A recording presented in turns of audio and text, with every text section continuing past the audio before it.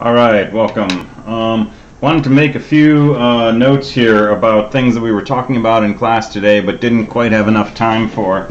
So the first is this whole idea of pulse width modulation. And when we talk about pulse width modulation, or PWM, here's the idea. I can draw a set of signals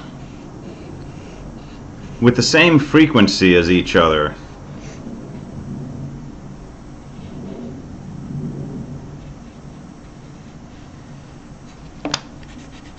Let me do it like this.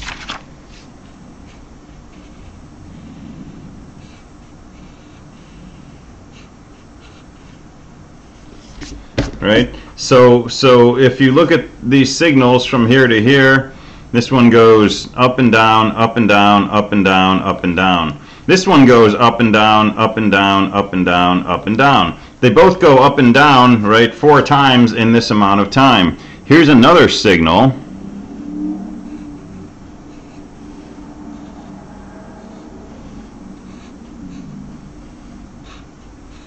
Right?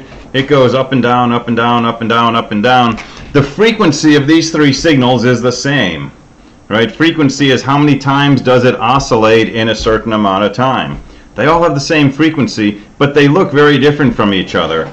This one is high half the time and low half the time. This one is on or high almost all the time, and this one is off almost all the time. So this is the notion of duty cycle. Duty cycle describes how long in the time from being high to going low to going high again, how much of that time is the signal high. So we can talk about the period, which is the time it takes to do one oscillation. So this distance is called the period of the waveform.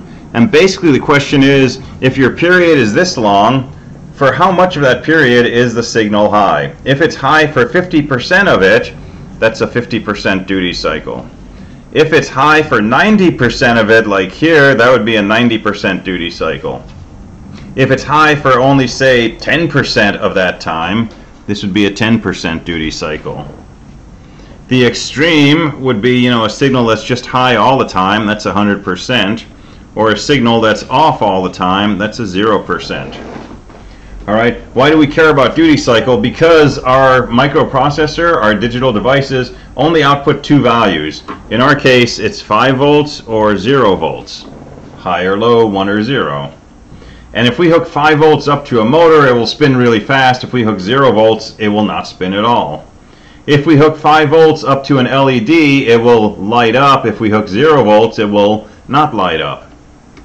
But in both of these cases, if we feed it a signal that's changing up and down, we can pretend that we're sending an analog voltage. If we send this signal to the motor, it will spin at half the speed as if we send it this.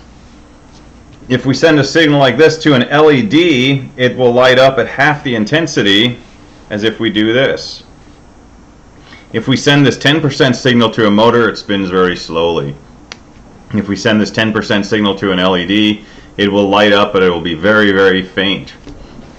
So pulse width modulation lets us mimic the effect of having an analog output, something between 0 volts and 5 volts, but we're faking it. We're doing it by sending out a waveform that corresponds to different duty cycles. This is how the early sound blasters worked, by the way. They got information from a computer. They didn't actually convert it to an analog signal. They pulsed the signal on and off to mimic the effect of having different voltages. All right, so that's basic pulse width modulation. That's the first piece of the puzzle. All right.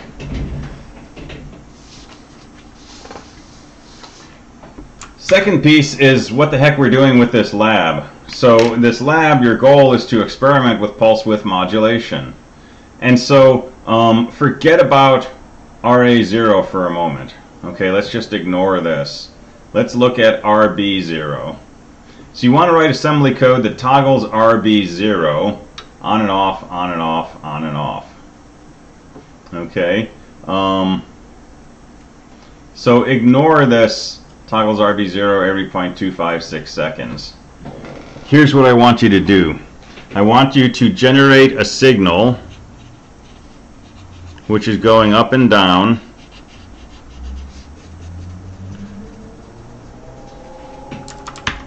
at a frequency of 250 hertz. Okay, up and down, up and down, up and down. And it may look like this, or it may look like this, or it may look like this, or it may change over time. But in all these cases, the period over here should correspond to 250 hertz. So 250 cycles per second, take the reciprocal of that, you get 0.004 seconds, which is 4 milliseconds. So this period is always going to be 4 milliseconds. This period will be 4 milliseconds. This period will be 4 milliseconds. So you're going to generate a signal on RB0 with a fixed frequency of 250 hertz, 250 cycles per second. But your goal is to change the duty cycle.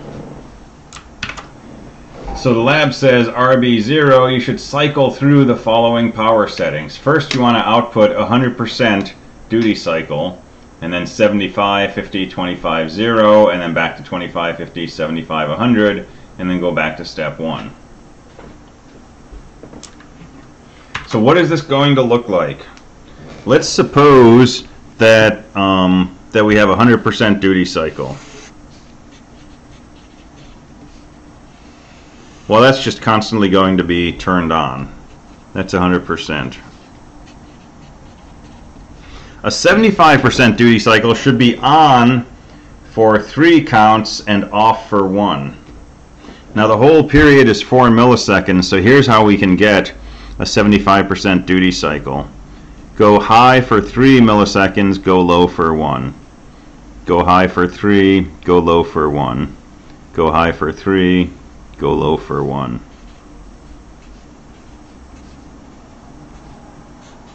That's going to give you a 75% power output. If you want a 50% power output, go high 2, go low 2. High 2, low 2, high 2, low 2.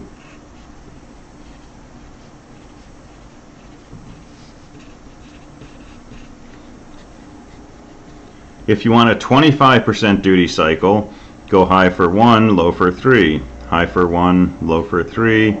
High for 1, low for 3.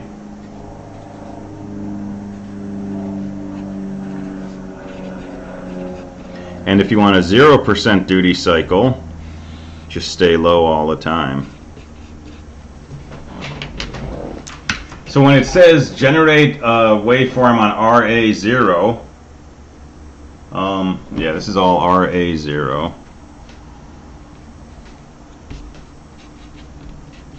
It doesn't affect what we're doing, but let's be consistent. So when it says drive RA0 output at 100% power and then 75 and then 50 and so on, right? It means change the waveform that you're generating.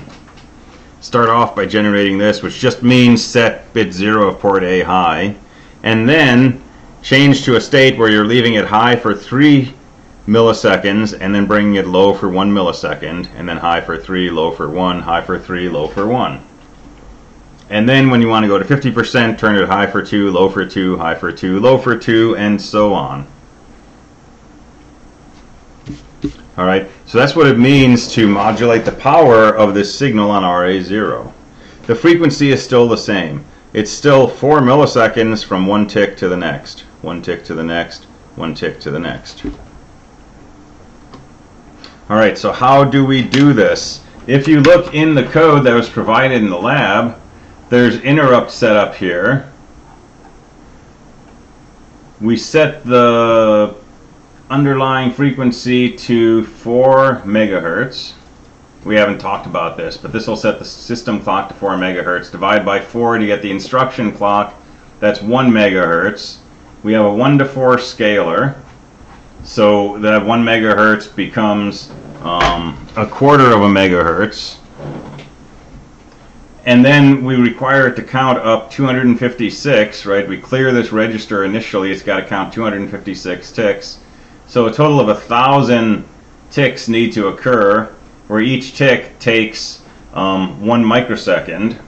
So bottom line of all of this code, you're going to get an interrupt every millisecond. Okay, 1 millisecond gives you a timer 0 interrupt.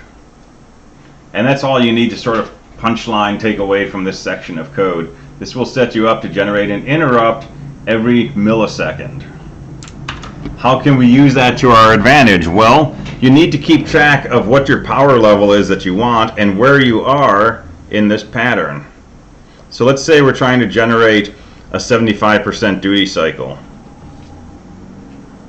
So start off with a counter equal to 0. Set your output signal high. When you get an interrupt, increment your counter to 1. When you get an interrupt, increment your counter to 2. When you get an interrupt, increment your counter to 3. And because you want a 75% power, set your output low now. And then when you get another interrupt and your counter goes to 4, reset and go back to the beginning, because now we're starting a new part of our pattern. So you need a counter that says how many milliseconds have passed since I started making the output high. And for a 75% duty cycle, after 3 of those interrupts, toggle the output. For a 50% duty cycle, after 2 of those interrupts, 2 milliseconds, toggle the output low. For a 25% duty cycle, after 1 interrupt, which is 1 millisecond, toggle the output low. 100% duty cycle, just leave the output high. 0%, just leave it low.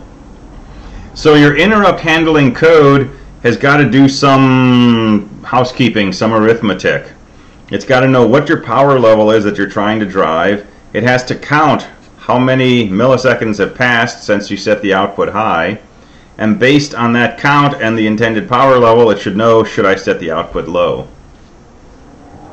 Okay, play around with this on paper. Pretend you're a computer. Don't get bogged down in all of this stuff yet. Okay, just imagine that you're going to sit here. Your main loop looks like this. Okay, main loop, absolutely all it does is just loop branch to loop. But pretend that every millisecond somebody comes along and pokes you in the arm and says, hey, it's been a millisecond, and figure out, what should I do? Should I put my output high or low? Well, what do you need to know how to do that? Well, you need to know the intended power, right, from 100 down to 0%. And you need to keep track of how many times you've been interrupted so that you can set the output low or high at the right point. Alright, that's the power modulated output. That's RA0, which is sort of the most intriguing piece of this lab. In addition to doing this, RB0 should be modulating every 0.256 seconds. It should flip high and low, flip high and low. So this is 256 milliseconds, right? And that's pretty easy to do. Have another counter every time that you interrupt, increment it, and when that counter overflows to 0, you know that 256 milliseconds have passed. Just toggle RB0. So this code actually keeps count of how many times you've been interrupted, and it uses a pair of 8-bit registers to make a 16-bit counter, and you don't need to do all of that, right? To control this RB0 output, you just need to count up to 256, which basically, if you clear a file register, increment it every time you get your interrupt, when it resets back to 0, you've passed 0.256 seconds, toggle the output bit. So RB is pretty straightforward, okay? But in addition to doing that, every time you get an interrupt, go ahead and increment your internal counter, see if you're at the right power level to toggle the output, and proceed like that. Okay, your main loop again should just be, you know, main branch to main. There's a no-op in here for debugging kicks, but it shouldn't do any counting or timing or toggling of outputs in here. Really, this is just sitting here spinning, okay? And your interrupt code is doing the two things that your code needs to do: toggling RB0 every quarter of a second, and pulsing RA0 at 250 Hertz, okay, at initially 100% power down to 0 and then back to 100%. Alright, that's the lowdown on how to generate these signals. The last piece of the lab is this question of how do we achieve this transition from 100% to 75 to 50 to 25 and so on. This is more stateful programming. You need to keep track of what state you're in, and I mean you could take a variable and set it to 1, and every time that you want to change the power you just go ahead and increment your state variable, and when your state variable is 9, instead of incrementing it to 10, set it back to 1. Alright, so how often do we change from one of these to another? We change every 512 milliseconds, so every half second. So you need another counter, which is keeping track of have 512 interrupts happened, and when it does, then you want to go ahead and move from one of these states to the next. And then you're going to have a bunch of if statements, right? So all of this business of saying, well, I need to know what power I'm at in order to know what my waveform should look like, it's just a bunch of if statements. So suppose you're in state 3, which says I should be at 50% power. So somewhere you're going to have some code which basically says if my state variable is equal to 3, then, you know, see how long my output has been high. If it's been high for 2 ticks, set it low. If I'm in state 3 and my output has been low for 2 ticks, go ahead and set it high. But if my state variable is 4, right, or 6, meaning I'm at 25% power, what do I want to do? Well, you know, I'm keeping this little counter every time I interrupt. If my counter has been high for 1 tick, go ahead and set the output low. If my output has been low for 3 ticks, go ahead and set the output high. So it's a lot of if statements, but it's really just if statements. Okay, but this is kind of its own thing. This is a fairly complex algorithm. Nothing to do with interrupt registers and timer registers and all that. This is assuming that you're going into your interrupt code every millisecond. What do we do to generate these waveforms, and how do we change from one state to the next? So easiest way, start with a state variable equal to 1 each time you want to change, which is every 512 milliseconds. Just increment your state variable, and when it's equal to 9, instead of incrementing it, set it back to 1. That's the most straightforward way to go through these states. There's other ways you could do it. You could have a variable that tells you your power level and a variable that tells you whether your power level should be decreasing or increasing. You can use 2 state variables. But to get something up and running on the air, easiest way, just make a state variable, go from 1 to 9 and then back to 1. Alright, so what's the grand wrap-up of all of this? Interrupt every millisecond.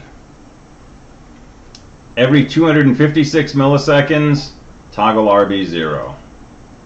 Every 512 milliseconds, move from one state to the next to the next. And RA0 should be oscillating with a frequency of 250 Hertz. So every 4 milliseconds, it should have gone high and low and be going back to high. But the duty cycle depends on your power level. It could look like this for 100%. Could be high for 3, low for 1, high for 2, low for 2, high for 1, low for 3, or constantly low.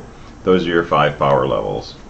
Alright, play with that, ask questions, have fun with it. It's actually a really cool lab once you start to get it to work and you get some of these waveforms coming out. It's actually a lot of fun to play with. Alright, thanks. Bye.